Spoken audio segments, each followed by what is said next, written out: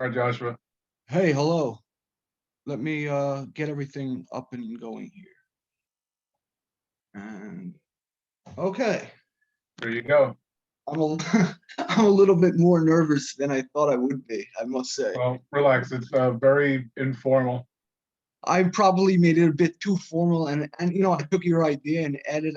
As I told you, I'm a technophobe, and I thought the PowerPoint was a good idea to keep me focused. But I hope I don't botch a technology, and it's a little more scripted than I wanted. Like I wanted to talk informally, but then I don't know. This is my first one of these. I've done some Right, public speaking, but right. I understand. I'm sure you can tell by now I'm never at a shortage for words, but it's a matter of putting them in the right order and hopefully, well, anyway. You're fine. Let me. I'm going to turn off the recording for a little.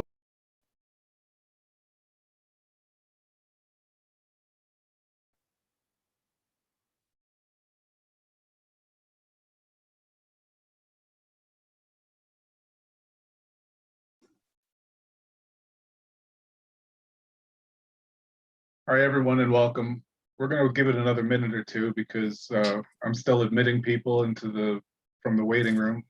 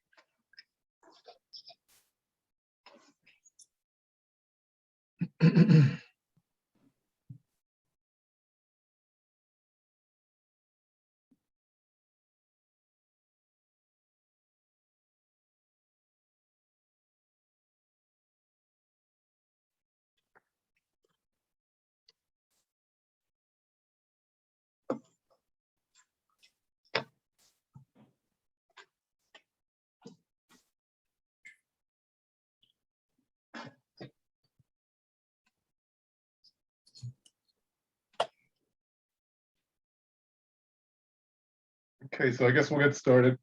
Good evening, everybody. My name's Kevin Carter. I'm the web guy for Casey Stengel chapter of SABR.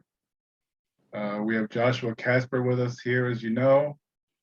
And I'm just gonna give him the floor. You're all here to see him. Welcome aboard, Josh.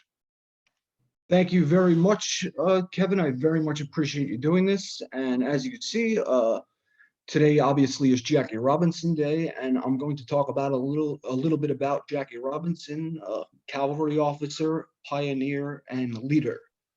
We're going to dig into a bit into Jackie Robinson's military career, how it was a harbinger of his later exploits, both on and off the field, and the social construct of bigotry and racism in which he existed. After all, this day, Jackie Robinson Day, is often cited as the benchmark from whence began the tough and unfinished climb towards racial equality. World War II was equally paramount in that respect, in theory anyway. Two objectives, two places to begin. Last month on PBS, the acclaimed series American Experience aired a documentary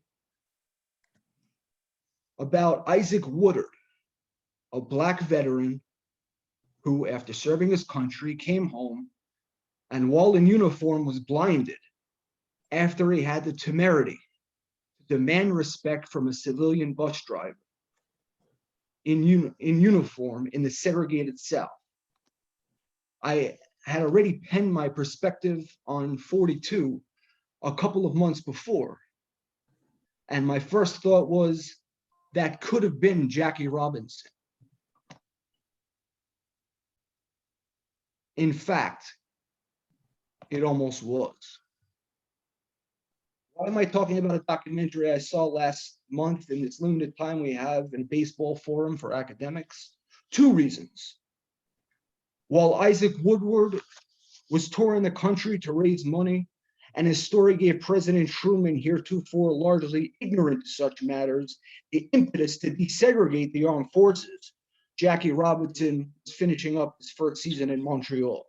Equally striking, as Jackie himself said, was he not a football star, Lieutenant Jack Roosevelt Robinson could have very easily been Isaac Woodward. In many ways, he was a man serving his country, refusing to conform to the social mores of America's open apartheid system, and he almost paid for it with his life. While America had just fought a war on the pretext of obliterating the scourge of Nazi brutality, and had witnessed the horrors in its wake. Jackie Robinson is relevant today in 2020, as was he in 1947, 1954, 1963, and 1968, and 1997, and any other year in between. They call baseball the national game. And Jackie Robinson, for who he was, really solidifies that label, for without him, many of the ensuing struggles toward equality would have not yet been reached and may not have been undertaken.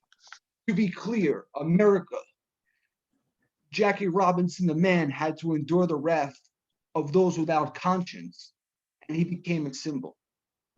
His training ground in many ways was the United States Army.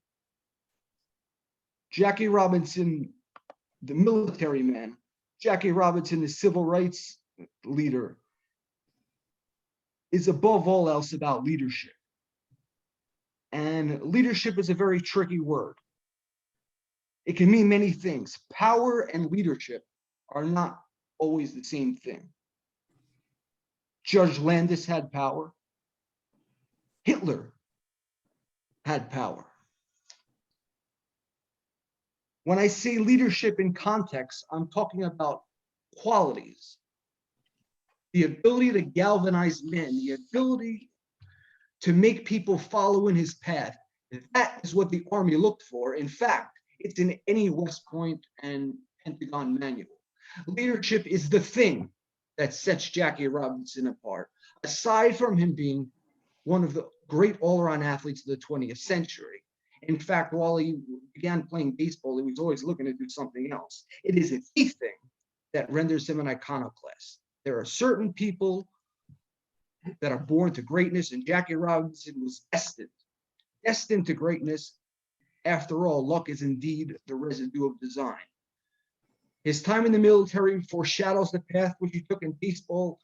After all, after baseball, one cannot help but notice the parallel ties that bind and the transcendent qualities that are so manifest. Uncle Sam called upon Robinson for his ability to galvanize morale. Jim Throw then thwarted the notion. Instead, Robinson etched his name as the protagonist who helped truly etch baseball into the American storybook as a national pastime, as I hope you'll later read in the book Perspectives on 42. Jackie Robinson's valor made him the perfect partner for Branch Rickey's integration beta test. As part of the first integrated officer class at Fort Riley, he was immediately recognized as a leader and designated morale officer. After transferring to the 761st Battalion, the famed Black Panthers, Colonel Paul Bates, much like Branch Rickey, called on Jackie to serve for both his ability and his character until racism changed his destiny. Jackie Robinson's time at war was a harbinger of his life's work, including the integration of baseball. His time in the Army and what he endured during his rookie season reflects the social climate under which many Black soldiers and Negro League players had to exist. Racism in America. Jackie helped us take a step forward, and as many said, often wore the fortunes of Black America on his back in many respects. This is what happened before the infamous court-martial that changed the trajectory of his life. Instead of fighting in the Battle of the Bulge, he was told about an opportunity that awaited him in Black baseball. So let's rewind. When the war found America, it found Jackie Robinson. Almost. In 1941, Jackie Robinson was 22, a kid trying to find himself. Remember, Jackie Robinson wanted to be an Olympian like his brother Mac until the 1940 Olympics were canceled after Hitler invaded Poland. In the fall of 41, he was playing football in Hawaii, of all places, for the semi-pro Honolulu Bears. And if anybody has any questions about Robinson's football career, I can answer those later. I've been able to parse some things and correct some confusions, including some things that evoke the notion of history and memory while doing this research. Not only was it the only job he can find in sports, but since it made sense because it was semi-pro, because he maintained his amateur status under the AAU. Because remember, the world was not yet at war, only Europe was. And Mac ran with Jesse Owens, who lost his medals because his amateur status was taken away by a future IOC and a director and AAU head Avery Brundage. So Robinson went to play football for a stipend, and it was on December 5th, just after hurting his ankle, that he boarded a ship for California. And it was while traveling on that ship that December 7th, 1941 happened, and him hurting his ankle may have saved his life, just like it being a Sunday morning saved many lives at Pearl. And since it was still peacetime, many soldiers had Sunday off. Robinson was in the middle of the Atlantic Ocean playing poker when Japan bombed Pearl Harbor. 5 years later, he was a man, officer, a civil rights crusader, and a professional baseball player.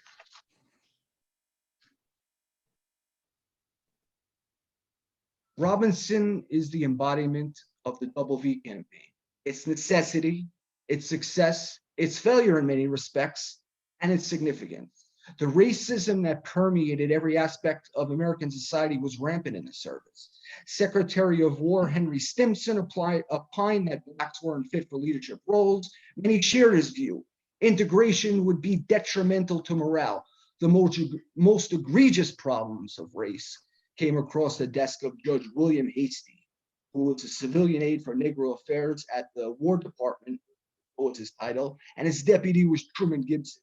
Well, in 1943, Hastie resigned in frustration due to a complete lack of action. He couldn't get anything done and nobody would listen. Thus, matters of race, and there were many, were left to Gibson and a small number of NAACP allies and a cadre of the Department of Negro Affairs, which was now headed by Gibson. And Thurgood Marshall's mentor, Charles Hamilton Houston, addresses Assistant Secretary of War John McCloy. They called each other Mac and Charlie, which suggests a certain familiarity. But the head counsel of the NAACP says, quote, the Army cannot keep on treating trained, intelligent Negroes as if they were zombies. If only that were the worst of it. How bad was it? Most Army bases in the Jim Crow South existed in communities that brought everything that embodied Jim Crow with it. One example, a white man at Fort Knox had the audacity to complain to his superior officers by proper channels about the way his black brethren in uniform were treated. He was court-martialed and convicted. The Double V, as first coined on February 7th, 1942 in the Pittsburgh Courier, became a touchstone, victory at home and victory abroad. Robinson himself would say he found he was fighting on two fronts, against fascism and against racism. As it were, one can boil down the Double V campaign thus: the four freedoms cannot be enjoyed under Jim Crow influences. Those were the words of Brigadier General Benjamin O. Davis Sr., the highest ranking man of color in the military, and father of the first four-star Black general, Benjamin O. Davis Jr., alluding to President Roosevelt's famous declaration, and yes, at that time, one need be male to even hold rank. The Double V campaign merely asked that Roosevelt add a fifth element to his quartet of freedoms, freedom from racism, alongside speech, worship, want, and fear. So in March, a letter arrived from President Roosevelt to Robinson at 133 Pepper Street to report for active duty at the Pasadena Armory. For anybody who's been to California, that's now the Pasadena Center for the Arts. And on the 3rd of April, 1942, Robinson began his military career. A week later, he was in Fort Riley, Kansas, at the Cavalry Replacement Training Center. A mechanized army was training its Black troops to work the supply lines or fight a 19th century war. While logistics win wars, for better or worse, medals and valor are earned on the battlefield. Robinson might very well be the greatest athlete of the 20th century. And what's proof? Rachel Robinson said that Jack hated firing a gun. Well, on May 8th, 1942, his first and only recorded score on the riflery range, he qualified as an expert marksman with a score of 196, one level below a sharpshooter. Soon he was promoted to corporal after being inducted as a private, but an officer he was not. Lucky for Robinson, Joe Louis, who had the ear of Truman Gibson, also found himself sleeping in Fort Riley. They bonded over a mutual love of sport, and Louis even gave Robinson boxing lessons. While quieter than Robinson, Louis was not naive to the injustices perpetrated on men of color. He just went about things in a more diplomatic fashion, if you will, Robinson, who even at the age of 24 had an inner fire that was especially fueled by matters of injustice. Louis later said, and I quote, "Jackie didn't bite his tongue for nothing, but you need a lot of different types to make the world better," end quote. Robinson aired his frustration about the lack of Black officers in the Army. Louis placed a call to Gibson, who applied pressure in Washington, and in January of 42, a handful of Black officers were accepted into officer candidates. The integrated OCS class was an anomaly at segregated Fort Riley.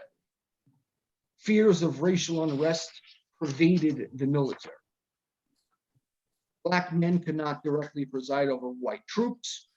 Troops of color were still relegated to supply lines. They wanted to fight, but the Army would not let them. A biased military brass did not want to put Black men into combat. An apocryphal story claims Louis saved Robinson from, as Truman Gibson puts it, court-martial, prison, and given the lawless nature of race relations in those days, even death. According to Gibson, after Robinson knocked the teeth out of an officer, called him the N-word, as Gibson says during a 2005 oral history. Apparently, according to Gibson, a case of champagne showed up on the provost marshal's desk and all was forgiven. But Wendell Smith, the great sports writer, recalls the incident in question different. He recalled it as a verbal incident regarding disrespect to a woman seated on a bus. Again, we go into that notion of history and memory. Is it possible? Yes, but highly unlikely. What do we know? Robinson was graduated OCS and was commissioned second lieutenant, an officer in the United States Army on January 28, 1943. Robinson, now a cavalry officer, was put in charge of a truck battalion.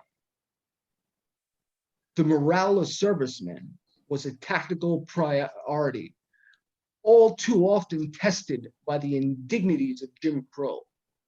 The colored man in uniform, wrote General Davis, is expected by the War Department to develop a high morale in a community that offers him nothing but humiliation and mistreatment.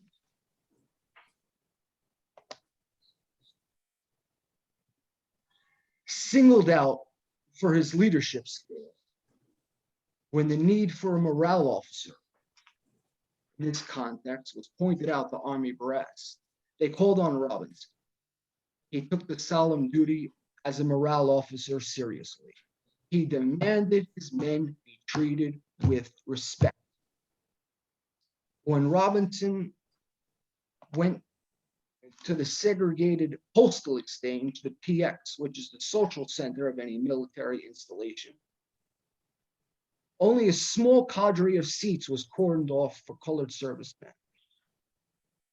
Black troops stood and endured the monotony of waiting in line while white troops cavorted in comfort. He told his men he endeavored to change that. Even his own men were skeptical, quote, colored, end quote, men, as it were. Didn't confront white men with such frivolities and find a sympathetic ear. Many lived in a world where one wrong move could cost them their life. Recalled Robinson, my statement was met with scorn. I realized not only did these soldiers feel nothing could be done, but they did not believe any black officer would have the guts to protest. Their pessimism only served to challenge me more. He picked up the phone and called the provost marshal, whose reaction was reflective of the time. Not knowing with whom he was speaking, he casually replied, "What if that was your wife is sitting next to," and he used the N-word. That was the magic word for Robinson. Even then, as such racial epithets pervaded the common vernacular, Robinson took particular umbrage to that word that his mother told him when he was young meant an uncouth person. Well, Robinson popped his cork. The shrill nasality of his piercing voice, unmistakable to the entire barracks.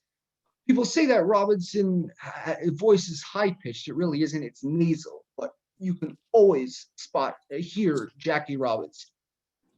As he remembers, typewriter stopped. The clerks were frozen in disbelief the way I ripped into the major. The colonel's office was in the same headquarters, and it was impossible for him not to hear me. The major couldn't get in a word edgewise, and he finally hung up. I was sitting there, still fuming, when Warrant Officer Chambers advised me to go to Colonel Longley immediately and tell him what happened. Robinson appealed to Longley. Robinson's men got their seats in the PX. Jackie Robinson had his first civil rights victory. Small though it was, Robinson was able to see what moral courage could potentially accomplish for men of his race. Said Robinson, quote, more seats were allocated for blacks, but there were still separate sections for blacks and for white. At least I had made my men realize that something could be accomplished by speaking out, and I had hoped they would be less resigned to their unjust conditions. He also opined that Colonel Longley proved that when good people in authority take a stand, good can come of it. He also complained about the food, which made him none too popular with Army brass. But there was always one place where everybody loved Jackie Robinson, and that was on the field. Fort Riley was eager to have probably one of the three best football players in the country on their side in 1943. Then Jim Crow stepped in. The Fort Riley Centaurs were about to open the season against the University of Missouri. Well, they refused to take the field against an integrated team. They tried to put Robinson on leave to mollify him without sort of challenging the status quo. Well, he was hip to that ruse and refused to play on a team that endorsed segregation. He resented the deceit. Either he was part of the team or he wasn't. Army brass tried to make him play. His reply, you can make me play, but you can't make me play well. Point taken. He never suited up. Fay Young of the Chicago Defender took note of Robinson's conspicuous exclusion from the East-West Army football game. Pete Reeser, future Dodger teammate, took note of his imposing presence. He said, one day we were on the field practicing when a Negro lieutenant came out for the team. An officer told them, you have to play with the colored team. That was a joke. There was no colored team. The black lieutenant didn't speak. Stood there for a while, watched us work out, and he turned and walked away. That was the first time I saw Jackie Robinson. I can still see him walking away. This leads to a bit of a false conclusion. In fact, there was a quote-unquote colored team, the Golden Mustangs. There is no mention of Robinson playing with them, but Fort Riley had a segregated team that called the Golden Mustangs that were around since the Great War. Robinson's penchant for stepping to the fore was a double-edged sword. He was lauded for his leadership by people like Colonel Longley until they ran foul of expectations. Whether the impetus was his brashness or the gravity of impending war, Robinson was transferred. Assigned to the 761st Tank Battalion, Camp Hood, named for Confederate General John Bell Hood, in a community overtly hostile to troops of color. That animus often extended to white officers who, when charged with the charge of training Black units as a demotion.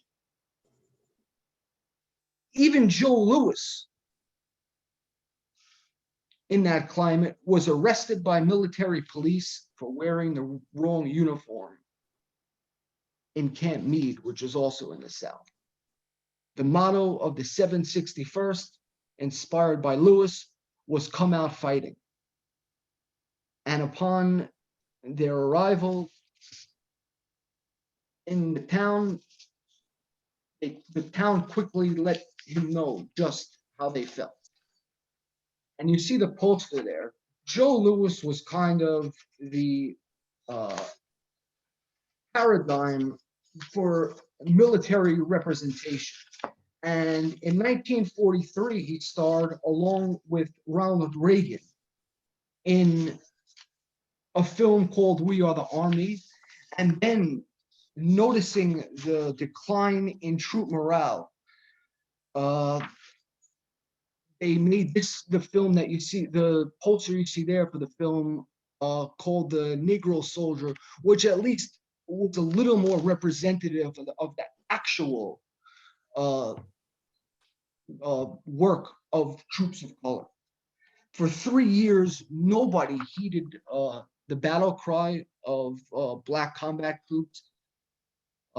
When the 761st arrived at Camp Hood from Louisiana, shortly after leaving Camp Claiborne, a riot ensued. It's called the Lee Street Massacre, where 20 troops were killed. And that incident was not an anomaly. Racism was endemic. Gibson and General Davis found as much as when they toured bases in both the North and the South. Most white officers, as I said, viewed being assigned to a Black unit as punishment, and they treated their men with open contempt, which in turn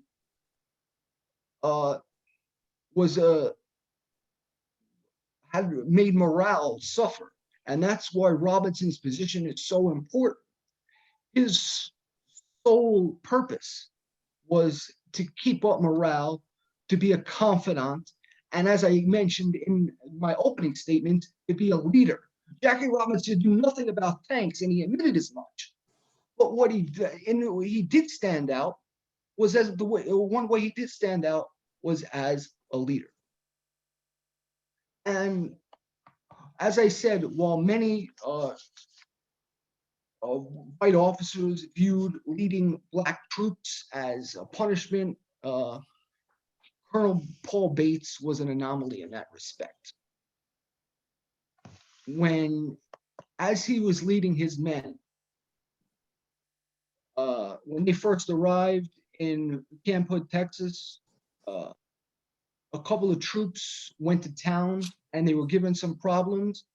And Colonel Bates came back and said to his men, if I have to go into town myself with you, I'm going to make sure you're treated with respect.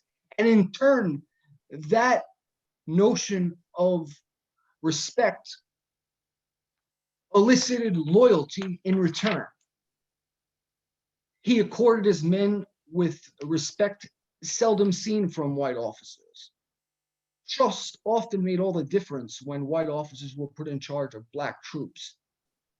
And still there was this hierarchy in the army where there was no opportunity for promotion, and a black officer still during World War II could not preside over white troops. And as I mentioned, the 761st had arrived from Camp Claiborne in Louisiana, where that riot happened, and Bates was sort of a bulwark against that simmering cauldron.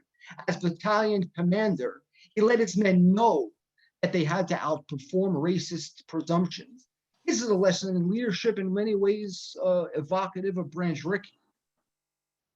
When as I mentioned, when some of his men were given trouble, he said, I'll walk you into town myself. But Robinson arrived with a challenge. This was already a well-oiled machine. They had been training in Camp Claiborne and training at Camp Hood. What could Robinson add?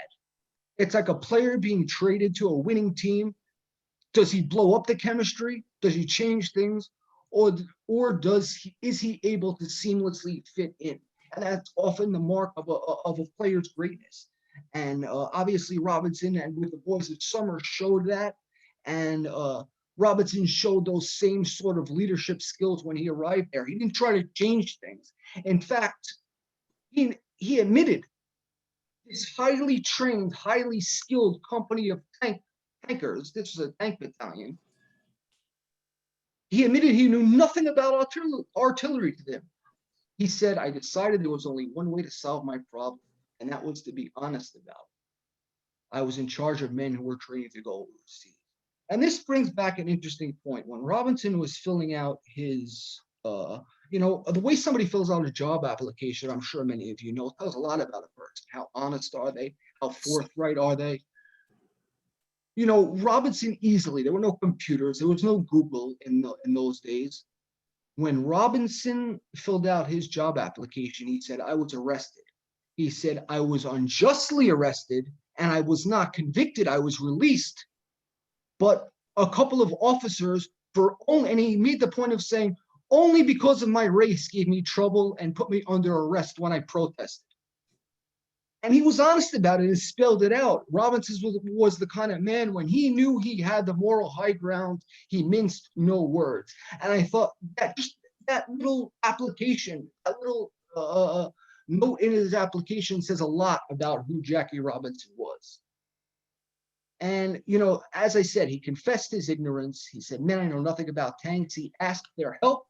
He told his company as their morale officer, he had their back, which is the important thing. Any of you who have been in the military, I'm sure you want to know that the guy in the foxhole next to you has your back, and he would do anything for them that they needed to excel. Quote, I never regretted telling them the truth. The first sergeant and the men knocked themselves out to get the job done. They gave that little extra which cannot be forced upon men. They worked harder than any outfit on the post, and our unit received the highest rating. I'm sure that's obviously in part to the men themselves. I mean, as I'll go into later, this is a highly decorated unit. But it also had to do with Robinson's virtuosity as a leader, even though he spent a short time with him. An attribute that, again, the Army manual emphasizes. If you look at any officer's training manual, and I'm not a military man, one of the things they talk about is leadership, that intangible quality. Can you be a leader? Are you a yes man? Or are you a leader of men? Can you instill confidence? When you're, it's like in sports, there are certain guys on the team, when you lose 7 out of 10, you want that guy to step up in the clubhouse set an example on the field and say something in the clubhouse, well, obviously the gravity is of much more import, but those same universal leadership qualities apply, and military manuals spell it out. And it didn't go unnoticed. Robinson's virtuosity was as a leader was obvious to Colonel Bates, who recognized those same inimitable qualities, as did Branch Rickey. I mean, again, we all know this, that Branch Rickey didn't choose Jackie Robinson because he was the best player as such. He chose Jackie Robinson because, among others, like Monty Irvin, he was the best man for this almost unthinkable task that lay ahead. Well, Bates saw these qualities and asked Robinson to join his battalion overseas as a morale officer. And again, this notion of morale keeps on coming up. There's the contrast between black officers and enlisted men eagerly wanting to fight for their country, but at every turn finding racism in the communities they train, by the people who train them, and by the bureaucracy at large. But still, they wanted to prove themselves for self-pride, for advancement. I'm sure many of them, the officers, as a race, and for the country as a whole. And Robinson asked, when they were getting set to go overseas, asked him to join as a morale officer. It made it clear it was for his leadership abilities. He recalled, Robinson recalled, Bates said that obviously no matter what or how little I knew technically, I was able to get the best out of my men with whom I worked. Bates told him, the fact of the matter is, you still have the best outfit of all down here. And that's all that counts. You know, when often talking about the narrative of players of color trying to break in, it's often politics and race that are the thing that stands in the way, and racism. But ironically, Jackie Robinson's gifted legs, the very thing responsible for his fame, one of the only ways he's on the platform as an athlete, was the thing that prevented him from fighting for almost his entire time in the service. He was on limited duty, the armored version of the disabled list, or now the injured list. Sadly, fans never saw peak Jackie Robinson on the baseball diamond. Army medical records are staggering when one considers Robinson stole home 19 times as a Dodger and wreaked havoc with his legs on the base paths all the way to Cooperstown. His ankle was shot by 1945, and even in the Army. He first injured the ankle in college, at Pasadena Junior College, and then, as I mentioned, when he boarded that ship on December 5th, it was because an ankle injury ended his season. He broke it 37, 41, and it never had a chance to recover. Every time he ran, it blew up like a balloon. Miraculously, he skipped only a few days of basic training, so say the medical records. And that was only after running the obstacle course, which I'm sure any person in the military knows that is quite difficult and can put quite a strain on an already battered leg. He then aggravated it while playing softball and was a regular visitor to the infirmary. It's remarkable how many times he got treatment, whatever that consisted of, in the early 1940s on that ankle. It might very well have been the reason Bates, who was actually a college football star in his own right, beat Robinson in a race while at Camp Hood. I can't think of really any other reason. But it was actually, while at Fort Hood, he had a rather more perilous encounter with the proverbial fog of war. As you see on the PowerPoint slide there, if you can read it, a hand grenade exploded close enough to Robinson to give him a concussion. That's no joke. And but it was his chronically arthritic right ankle, already arthritic that kept him from active duty. The orthopedic consult from Brook Hospital, which is where he went to get a checkup, paints a harrowing picture. Traumatic arthritis in the right ankle, secondary to a non-union fracture of the medial malleus. In English, he fractured the bone of his inner ankle so badly the bones never fused. Loose bodies and bone chips, even with 1940s technology, were clearly visible with a simple x-ray. In layman's terms, his ankle was so severely broken it never healed. Actually, when speaking to Sharon Robinson, I asked her about this, and she told me how bad his legs really were. Rub downs, the shots of surgeries, and the pain she witnessed later in his career was really unbelievable. It's unbelievable that this man did what he did on the base pads, considering that the Army would not let him go on full duty. He did as much as he could, but then we see Robinson, the man, again coming to the picture, beseeched by Bates to be the morale officer as they're ready to go overseas. Finally, in 1944, the Army slowly begins putting troops of color into combat. Robinson finally signed a waiver. He signed a waiver releasing the Army from any liability should he be injured. Think about this. That means if Robinson is injured, he gets no money from the Army, no insurance, no nothing. This happens just as I said, the 761st, also known as the Black Panthers, get the green light to be called into action. And given Robinson's practical nature and the devotion to his family, it evinces his patriotism, the sacrifice that Jackie Robinson was prepared to make for his country, and the commitment he made to better race relations when he found a dedicated partner like Colonel Bates or Branch Rickey. And as later, when Branch Rickey came calling, Robinson was eager to embrace the challenges, despite the potential perils he knew lay ahead. Jackie Robinson wasn't ignorant to what was going on after D-Day. This is already after D-Day. They're already, fighting through Europe. So, Robinson is traveling to McCluskey Hospital to be cleared to essentially fight with Patton's army. Even a country at war was reluctant to assume the risk, but when Bates and Robinson sat down, both said, this is for the greater good.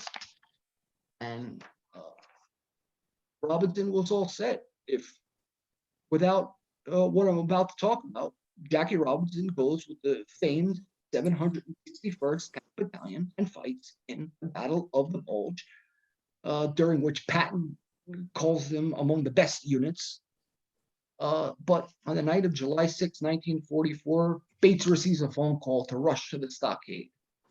On his way home from the officers' club, Jackie Robinson had run afoul of Jim Crow.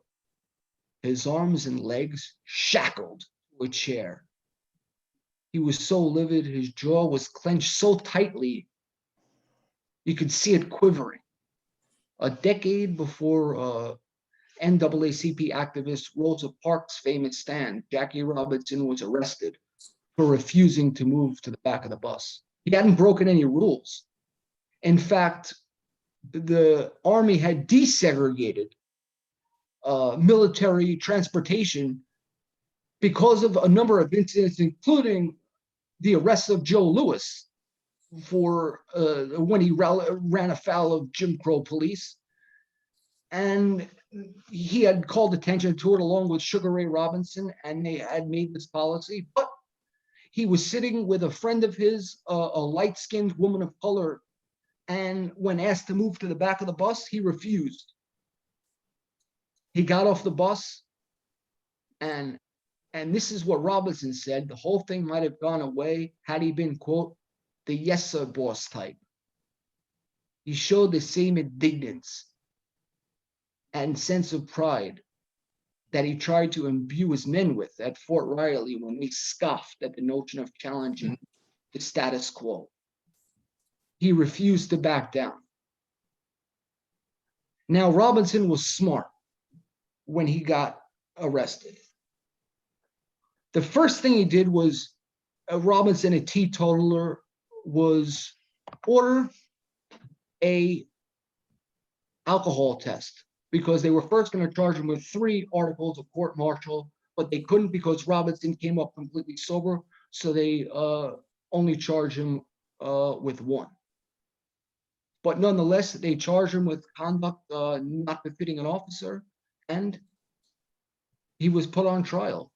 Meanwhile, Bates, who deftly told Robinson, go home and forget his problems, in the meantime, had boarded a ship for Europe with the Black Panthers.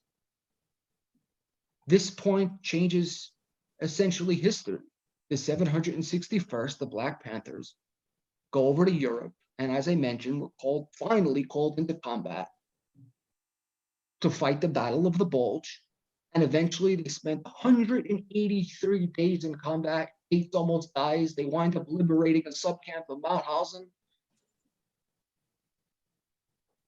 And Robinson is home, ready to be put on trial merely for challenging the Jim Crow laws that pervaded South in which he was training.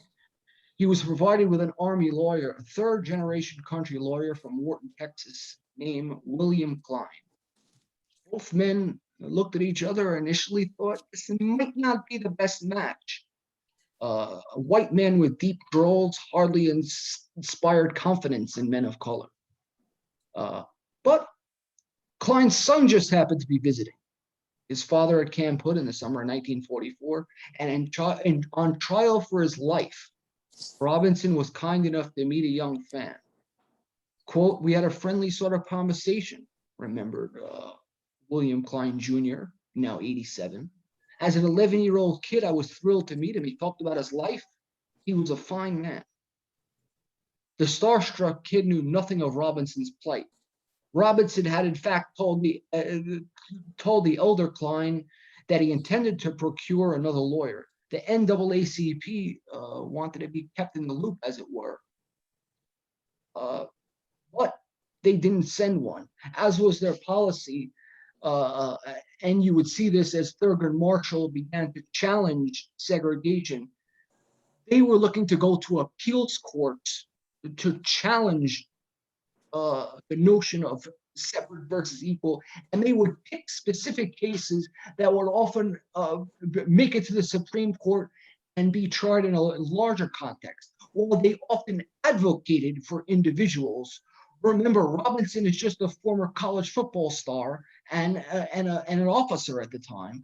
So, the NAACP said, we will keep an eye on this, but you have to go at it alone. And not only that, obviously, this is in a military court-martial. This is not a civilian case, so it wouldn't be under their jurisdiction anyway. But Robinson handled this in a very smart way.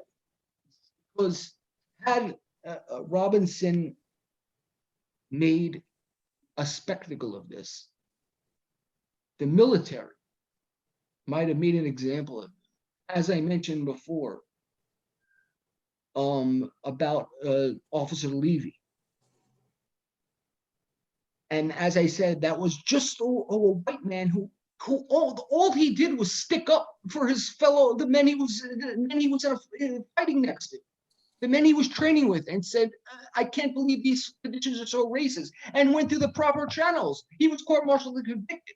Not to mention the dozens and dozens of men who were showing up in the black press every day, being court-martialed and convicted on trumped-up charges, and beaten up, and sometimes killed.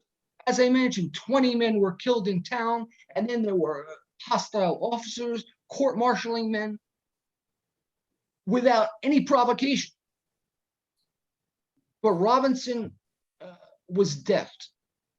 And he lobbied behind the scenes. It portends his ability to navigate both the public discourse and the deck stacked against him at the time.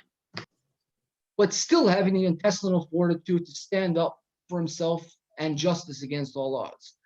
He wrote in his letter to Gibson, "I don't mind trouble, but I do believe in fair play and justice. I will tell people about unless the trial is fair." Gibson and everybody else involved made clear, given Robinson's minor celebrity status from UCLA at the time, portended disaster for all parties involved if it wasn't handled correctly.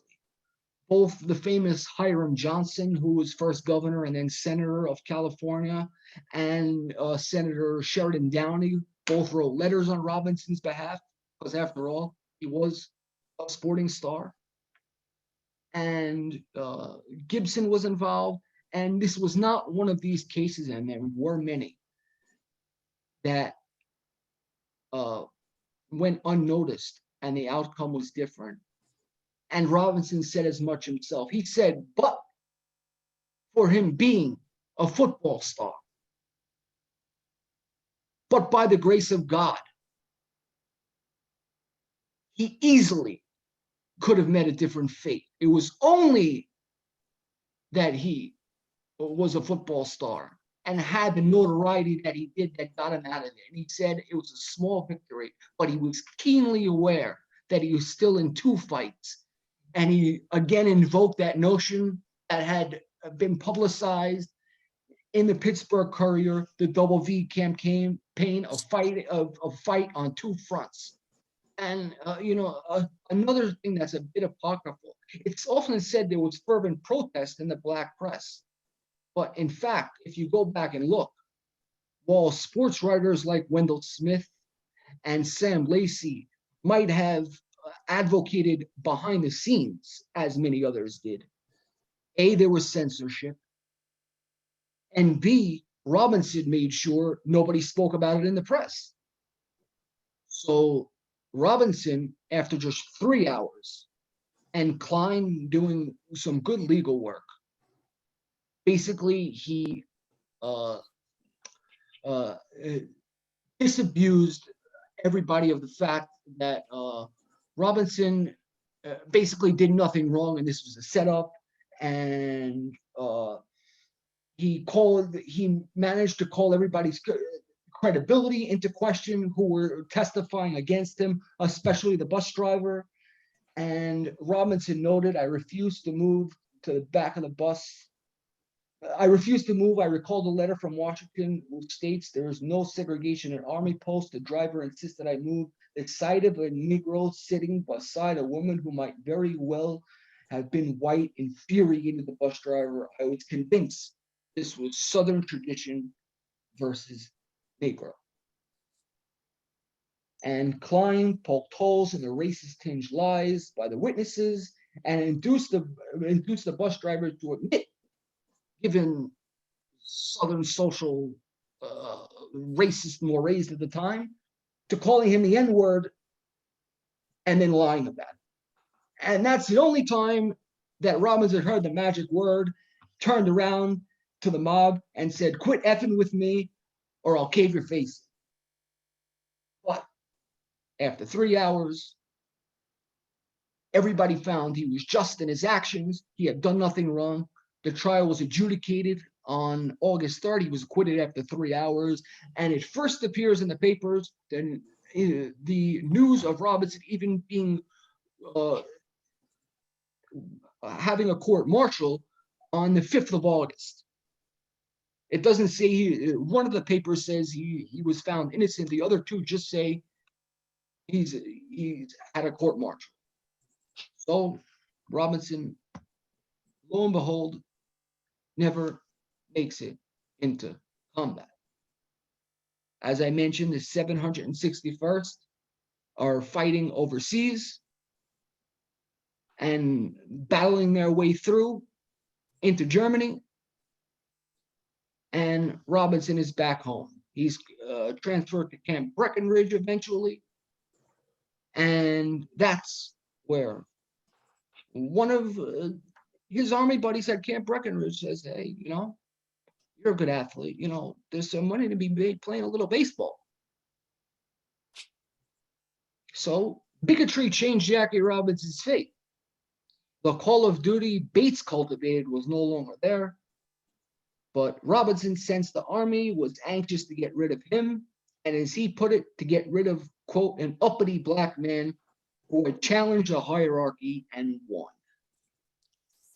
So he's transferred to Camp Breckenridge after, basically put back on limited duty and made head of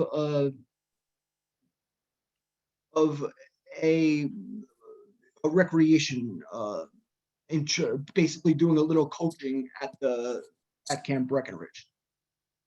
But keep this in mind. When Ricky and Robinson engage in their famous dialectic on bravery, nobody was speaking in hypotheticals. Ricky had done his homework. He knew all about Robinson's time in the Army. So remember, he knows that Robinson stood up for his men at Fort Riley. He knows that he's been court-martialed by the United States Army. And he knows that Robinson won. He knows Jackie Robinson is no stranger to conflict. His career in the service underscored why America needed Jackie Robinson, the baseball player called upon by Branch Rickey. Robinson was prepared for what lay ahead. He arrived at their meeting, a man who stood up for first-class citizenship and paid the price. Rickey, like Colonel Bates, chose Robinson for who he was as a man to end segregation in baseball. And again, Robinson answered the call of service to serve his nation and uplift his race. But this time, he would not be denied. So Jackie Robinson gets out of the Army. But before he plays baseball, he plays a little football. He's discharged in November of 1945. 2 days later, there's a little blurb in a California newspaper that said he's about to take the field for the Pacific Coast Football League Bulldogs. He plays a couple of games, he does a little coaching, and of course, then he goes to Kansas City, and the rest, as they say, is history. Thank you very much.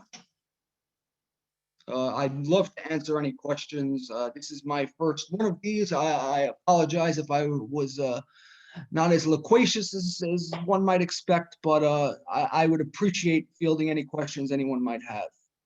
Joshua, I just want to say it was outstanding, and I think everyone will agree. We have about 5 more minutes, so if anyone wants to ask Joshua a question, you could do it by the chat button on the bottom, or just unmute your audio and just ask a question.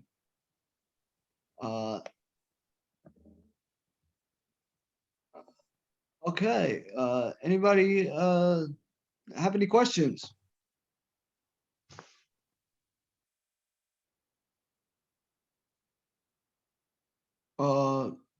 First of all, I just want to say that Mr. Harrison is here. His father took over for Colonel Bates when Colonel Bates almost passed and was the first Black commander of the 761st. So I see him here. I just want to welcome him.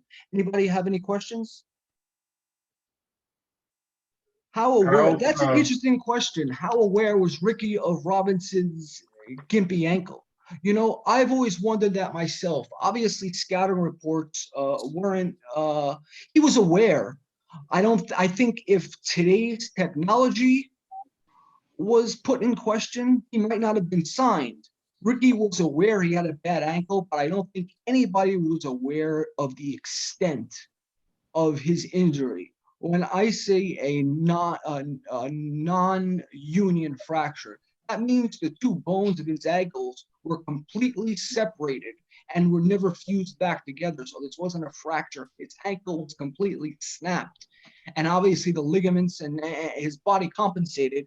And one only wonders what he could have been had he not had that injury. But yes, Ricky was aware, but only to an extent, and only to the extent that technology would allow.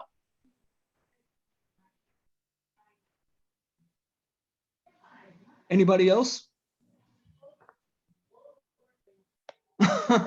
One only knows it's possible. I mean, you'd have to ask a doctor about that. But I mean, I still wonder how he ran the bases with that kind of injury. Do you think modern sports medicine? Again, I'm not a doctor. I would imagine so. You know, he was a football player. I mean, you know, they call football the grid. They don't call football the gridiron for no reason.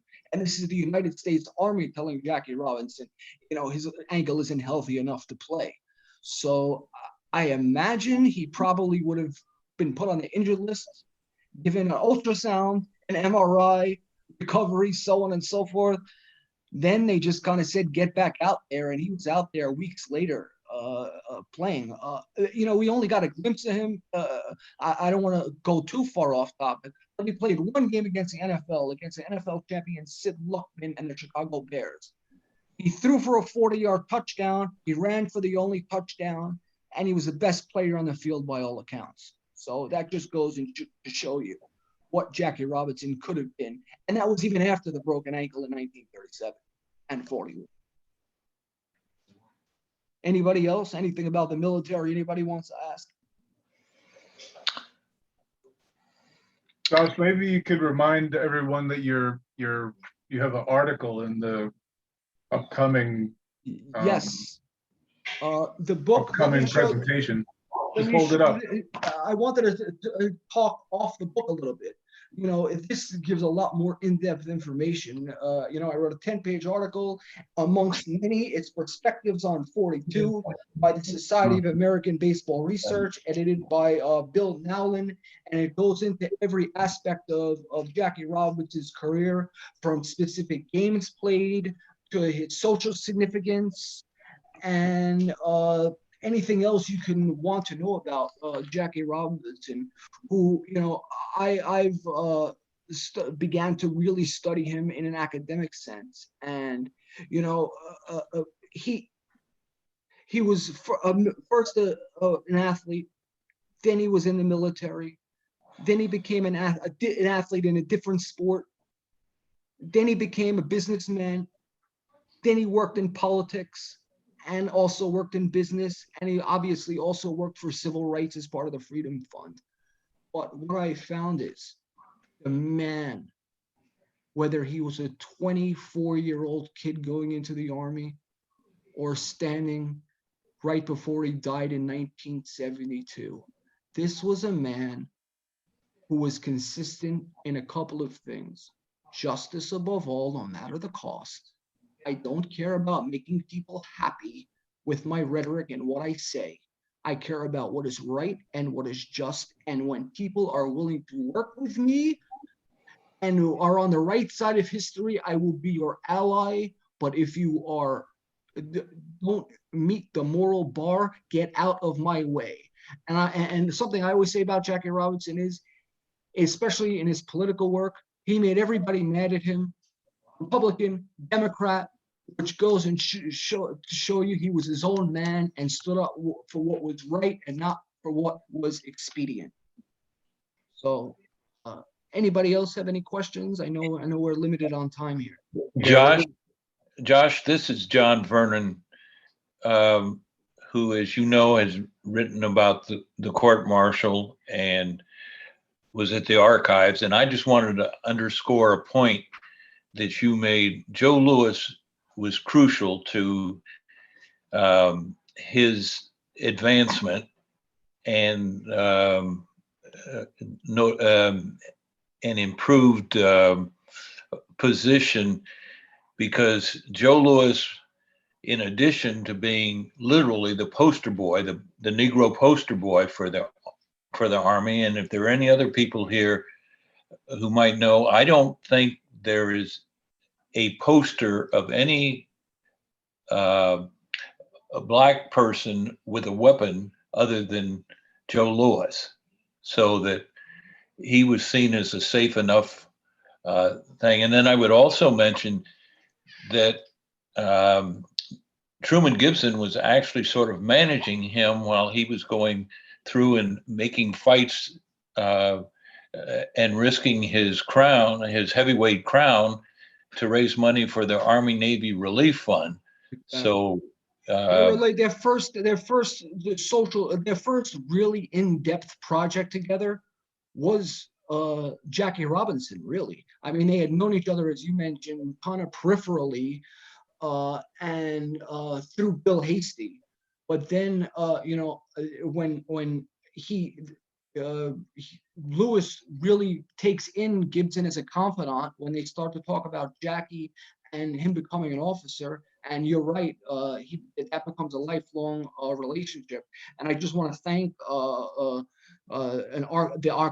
National Archivist Emeritus, who really, him and Jules Teigel, if you want to really know about the court-martial, which was not my purview of study, I would read Mr. Vernon's work, and I would read Jules Teigel's chapter, though, if you really want to know about the court-martial from an academic sense. So,